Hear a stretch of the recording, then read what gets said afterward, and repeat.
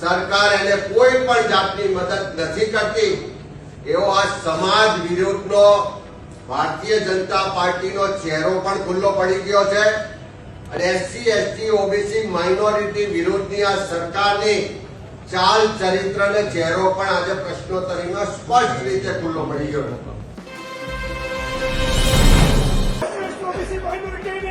Budget આપો budget આપો budget આપો બજેટ આપો વસ્તીના પ્રમાણમાં બજેટ આપો બજેટ આપો ભાજપ સરકાર शर्म करो शर्म करो गरीब विरोधी ये सरकार नहीं चलेगी नहीं चलेगी मुस्लिम विरोधी ये सरकार नहीं चलेगी नहीं चलेगी आदिवासी विरोधी ये सरकार नहीं चलेगी नहीं चलेगी ओबीसी विरोधी ये सरकार नहीं चलेगी नहीं चलेगी एससी ओबीसी माइनॉरिटी ने बजट में अन्याय बंद करो बंद करो वस्तीના પ્રમાણમાં બજેટ આપો बजट आपो बजट आपो।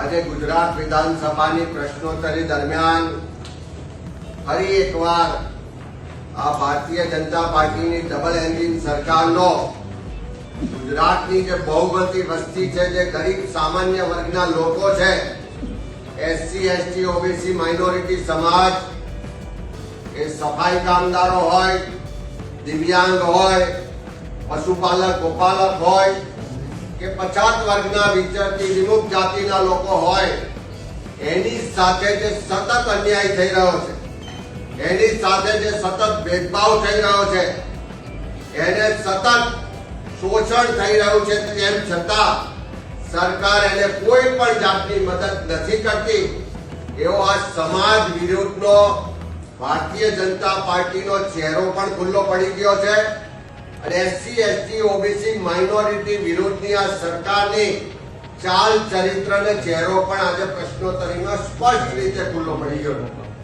અમારા વિધાનસભા કોંગ્રેસ પક્ષના ઉપનેતા આદરણીય શૈલેષભાઈ પરમાર દ્વારા પ્રશ્ન પૂછવામાં આવ્યો કે સામાજિક ન્યાય અને અધિકારીતા વિભાગ અંતર્ગતના જે એસસી એસટી ઓબીસી માઇનોરિટી માટેના બોર્ડ નિગમ છે, એને છેલ્લા 2 વર્ષમાં કેટલું બજેટ ફાળવવામાં આવ્યું, કેટલો ખર્ચ થયો અને કેટલી રકમ વણ વપરાયેલી રહી। એક તો વસ્તીના પ્રમાણમાં ખૂબ ઓછું બજેટ ફાળવવામાં આવે છે, એની સામે વર્ષોથી અમે લડાઈ લડીએ છીએ, તેમ છતાં ફરી એકવાર આ જવાબમાં જોવા મળ્યું કે વસ્તીના પ્રમાણમાં નહીવત બજેટ ફાળવે છે અને બીજી બાજુ જે બજેટ ફાળવે છે એમાંથી પણ મોટા ભાગની રકમ વણ વપરાયેલી રહે છે, એટલે કે ખર્ચ કરવામાં નથી આવતી।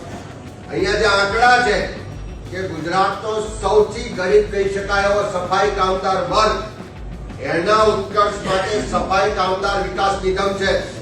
ખાલી એક જ વર્ષની વાત કરીએ, 24-25 નું વર્ષ જે પૂરું થઈ ગયું છે હિસાબી વર્ષ, એના આંકડા જોઈએ તો એમાં ફાળવેલી રકમ 76.50 કરોડ હતી, એમાંથી 28% રકમ વણ વપરાયેલી રહી। અલ્પસંખ્યક વિકાસ નિગમ એટલે કે લઘુમતી સમાજના લોકોને મદદ કરવા માટેનું આ નિગમ, એમાં 24-25 ના વર્ષમાં ફક્ત 22.80 કરોડ રકમ ફળવાઈ અને એમાંથી 40% રકમ વણ વપરાયેલી રહી। પછાત વર્ગ વિકાસ નિગમ, એમાં 41 કરોડ ફાળવવામાં આવ્યા હતા, એમાંથી 35% રકમ વણ વપરાયેલી રહી।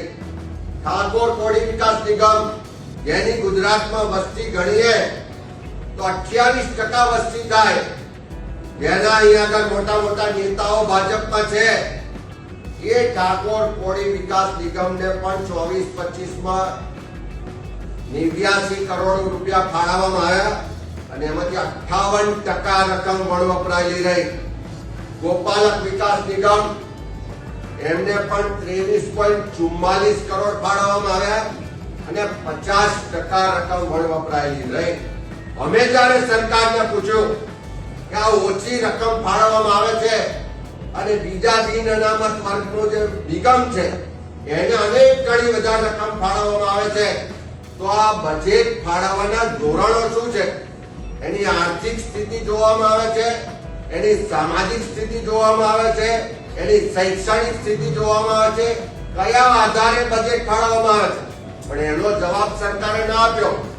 ફરી પૂછ્યું કે વારંવાર ઓછું બજેટ ફાળવાય છે તો એના કારણો જવાબ સરકાર નથી આપતી.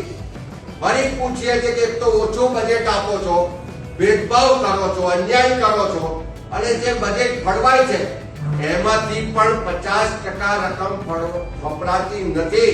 તો એના કારણો શું છે? એક પણ પ્રશ્નનો જવાબ આ સરકાર વિધાનસભામાં આપતી નથી. આ સરકારનો ચહેરો ખુલ્લો પડી ગયો છે. એસસી, એસટી, ઓબીસી માઇનોરિટી વિરુદ્ધની એમની માનસિકતા છતી થાય છે, અને એના માટે જ્યારે કોંગ્રેસ પાર્ટી અવાજ ઉઠાવે, આ સમાજને ભેદભાવ, અન્યાય અને એના ન્યાય માટેની વાત કરે, તો એનો જવાબ આપવામાં નથી આવતો. કોંગ્રેસના સભ્યોની વાત સાંભળવામાં નથી આવતી, અને ઊંડાઓ જવાબો આપવામાં આવે છે. એની વિરુદ્ધમાં આજે અમે વોકઆઉટ કર્યો છે. ફરી સરકારને કહીએ છે કે આ ભેદભાવ ને અન્યાય બંધ કરો, અને ગુજરાતમાં જે લોકોના પ્રતિનિધિઓ ચૂંટાઈને અહીં આવ્યા છે એ ભારતીય જનતા પાર્ટીના બધા જ નેતાઓ, મુખ્યમંત્રીથી લઈને ધારાસભ્યો, જેના વિસ્તારમાં બહુમતી વસ્તી એસસી, એસટી, ઓબીસી માઇનોરિટી સમાજની છે. શરમ તો ત્યારે આવે કે એક પણ ભાજપનો ધારાસભ્ય આ સમાજના હક અધિકારની વાત માટે બોલવા ઉભો ના થયો. એક પણ ભાજપનો નેતા, ધારાસભ્ય આ સમાજને ભેદભાવ થાય છે, અન્યાય થાય છે એ વાત કહેવા ઉભો ના થયો. એવી તો કેવી મજબૂરી છે કે તમે જવાબ પણ નથી આપતા, અને એવી તો કેવી ભાજપના ધારાસભ્યોની મજબૂરી છે કે પોતાના વિસ્તારના લોકો માટે, પોતાના સમાજ માટે પણ એક શબ્દ બોલવા તૈયાર નથી. ત્યારે શરમ આવી જોઈએ આ સરકારને કે અન્યાય કરે છે, ભેદભાવ કરે છે, આ સમાજની વાત પણ વિધાનસભામાં સાંભળતી નથી.